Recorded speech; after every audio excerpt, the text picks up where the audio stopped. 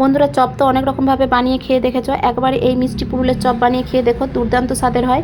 আর এটা গরম ভাতের সাথে বা সন্ধ্যাবেলা চায়ের সাথে স্ন্যাক্স হিসাবেও খেতে পারো। আর এই মিষ্টি পুরুলের জায়গায় তোমরা ঝিঙে দিয়েও করতে পারো।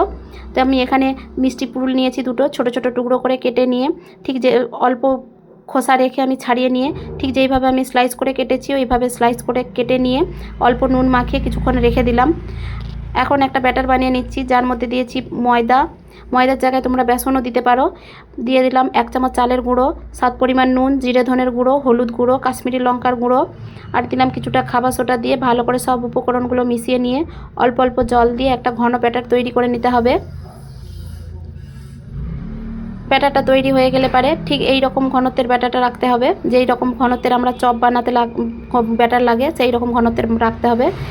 এখন আমি যে পুরুলগুলোর মধ্যে নুন মাখিয়ে রেখেছিলাম, ওর এক্সট্রা জলটা নিগড়ে বের করে নিয়ে কড়াইতে তেল গরম করে নিয়ে তেলের মধ্যে এক একটা করে চপ ছেড়ে দিলাম। চপগুলো এক পিঠ হালকা ভাজা হয়ে গেলে পরে উল্টে দিয়ে অপর পিঠটাও হালকা ভাজা করে নিতে হবে। এভাবে হালকা ও এপিট ওপিট করে হালকা ভাজা হয়ে গেলে পরে উঠিয়ে নিয়ে আবারও ওই ব্যাটারের মধ্যে ডুবিয়ে দিতে হবে।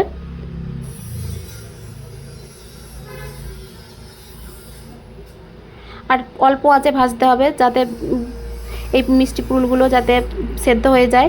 আবারও ওই ব্যাটারের মধ্যে ডুবিয়ে নিয়ে আবারও ভাজা করে নিতে হবে।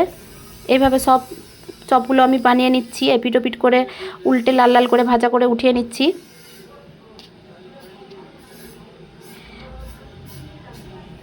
আর চপগুলো দারুণ স্বাদের হয় খেতে। এইভাবে উল্টে পাল্টে লাল লাল করে ভাজা করে উঠিয়ে নিয়ে গরম গরম ভাতের সাথে পরিবেশন করুন এই মিষ্টি পুরুলের চপ। আর বন্ধুরা, এই মিষ্টি পুরুলটা তোমরা কী নামে জানো আমাকে কমেন্টে জানিও।